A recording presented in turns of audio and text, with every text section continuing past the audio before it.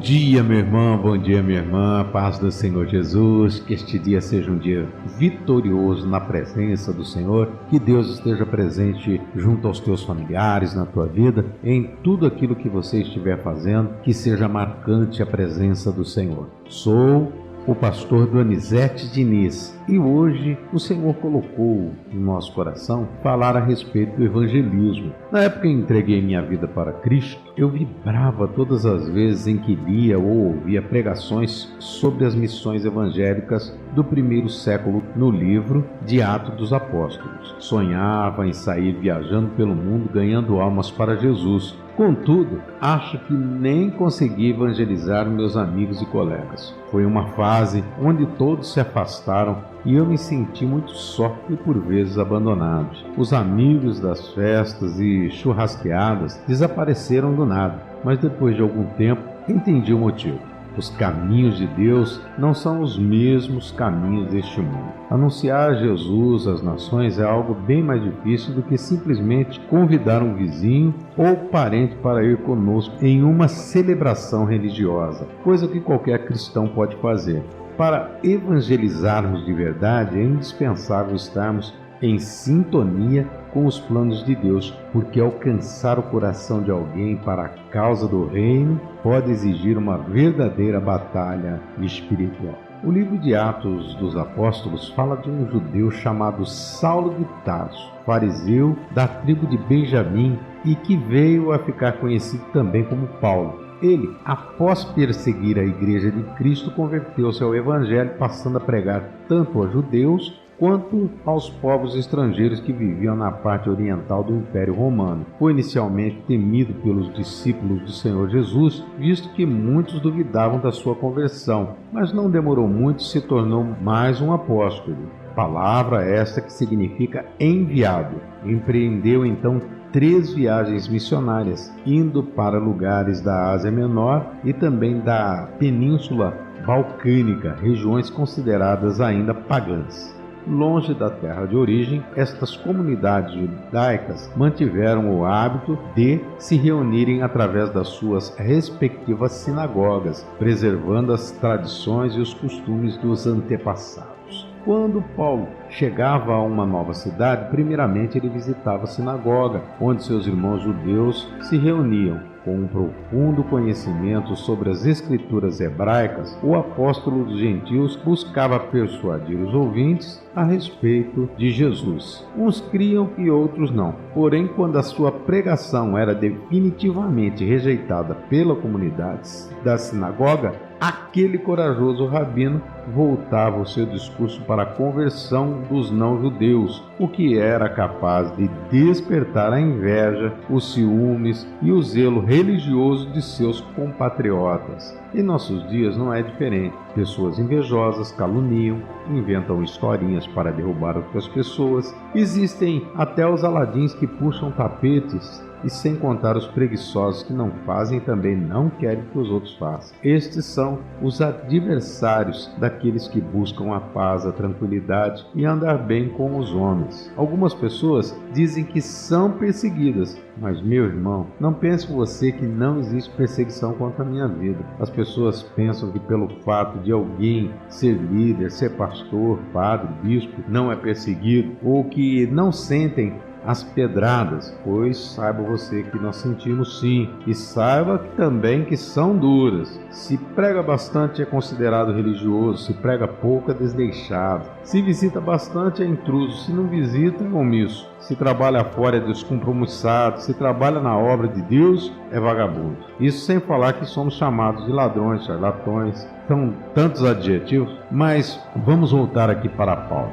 Todavia, embora fossem homens cultos, os atenienses não conheciam o Deus judaico, pois se prostravam diante de imagens de esculturas fabricadas pelas mãos humanas, acreditando na existência de deuses inventados pela fértil imaginação de Homero e seus ancestrais, enquanto para os judeus a divindade seria invisível aos olhos humanos e sem uma aparência física. Assim, pode-se dizer que Paulo estava bem no centro da civilização clássica da antiguidade. Com os seus companheiros ausentes, ele se encontrava na milenar Atenas, cidade cujo nome era uma homenagem dos gregos a Atena. Esta era considerada por eles a deusa da sabedoria. O livro de Atos conta que Paulo, ao deparar-se com a idolatria reinante naquela cidade, indignou-se em seu espírito, começando a pregar na sinagoga judaica aos sábados. Ele também anunciava o evangelho todos os dias na praça de Atenas, só que as suas pregações não vieram a ser aceitas por todos daquele lugar. Filósofos que seguiam as escolas epicuristas e também os estoicistas contendiam com o apóstolo ao invés de abrirem os seus corações para a verdade. Mas afinal, o que é que esses filósofos atenienses deveriam pensar a respeito das pregações que Paulo fazia todos os dias na praça da cidade?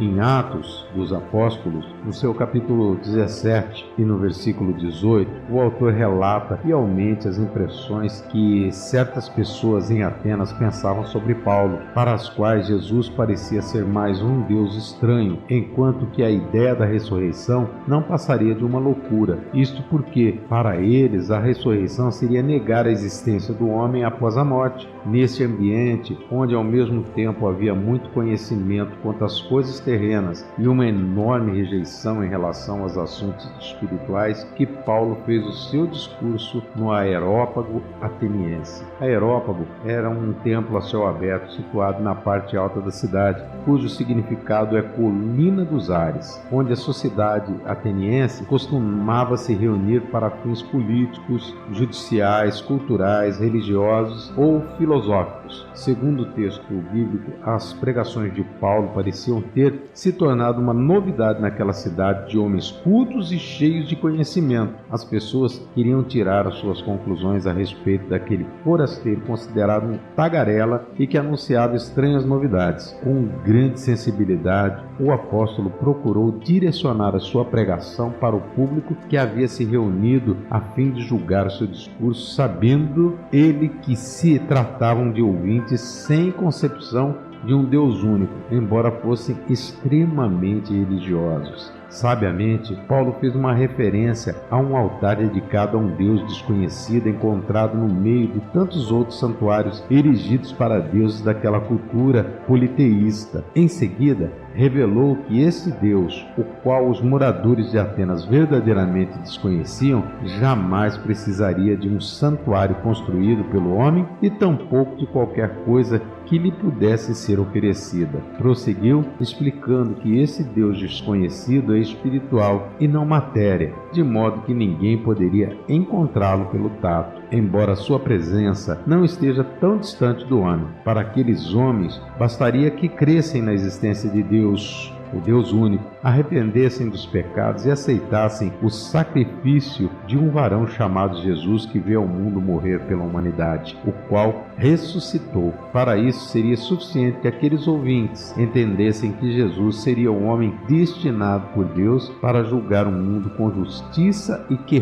para a confirmação de tal propósito, este Deus o ressuscitou dentre os mortos. Lamentavelmente, a maioria dos homens e mulheres que estavam presentes no Areópago jogaram fora uma grande oportunidade naquele dia. Tal como fazem muitos intelectuais das universidades nos nossos dias, os sábios de Atenas deixaram obscurecer seus entendimentos pelas suas próprias convicções filosóficas, passando a ridicularizar Paulo por causa da ideia da ressurreição. O excesso de crítica fez com que eles se tornassem soberbos e deixassem de refletir. E apesar das suas filosofias e do conhecimento científico que armazenavam, eles anularam a si mesmo quando resolveram interromper a pregação de Paulo, deixando de experimentar algo que seria fantástico para a vida deles. Igualmente, percebo que na cidade de Atenas, Paulo cumpriu a missão pregando o evangelho para aqueles ouvintes de coração endurecido, embora fossem homens de grande cultura, pois mesmo que a maioria dos atenienses tivessem inicialmente rejeitado Jesus por causa da loucura da ressurreição, as boas novas já estavam anunciadas e servindo de testemunho. Hoje devemos pregar o evangelho, mesmo que muitos muitos rejeitem, endureçam os corações, mas assim deve ser. Todos somos chamados para pregar o Evangelho. Ao longo de nossas vidas, encontramos pessoas que não conhecem Jesus e que precisam ouvir a mensagem de salvação. Pregar não é apenas falar do púlpito, é também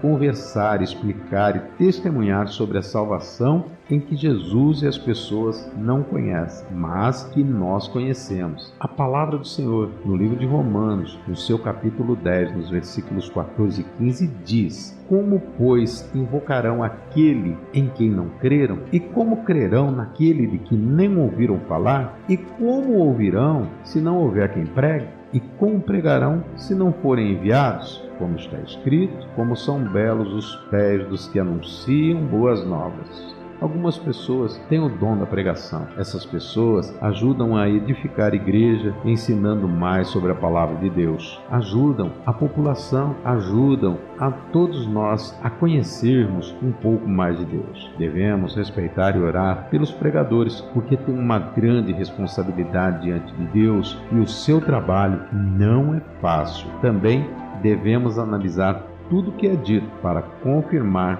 que está ou não de acordo com a Bíblia. Só podemos crer naquilo que está escrito na palavra do Senhor. Vamos juntos fazer uma oração? Amado Deus, querido e maravilhoso Pai, em nome do Senhor Jesus, mais uma vez eu entro na Tua presença. Senhor, evangelizar não é fácil, mas o Senhor é aquele, meu Deus, que entra para trazer o discernimento e o conhecimento e para que as pessoas aqueçam os corações. A palavra, ela é lançada e o Teu Santo Espírito entra em ação a partir deste momento. Que seja, Senhor, feito, meu Pai, a Tua vontade, que muitas almas venham se render, que sejam salvas e que possam ouvir, para que possam também ter a mudança e ser por Ti abençoados. Eu te agradeço, em nome do Senhor Jesus. Meu irmão, seja você abençoado, tenha você um bom dia e fique com a paz do Senhor. Eu sou o pastor Donizete Diniz. Se Deus falou contigo e você gostou desta mensagem, deixe o seu like, inscreva-se no canal e ative o sininho para receber novas mensagens. Que Deus te abençoe.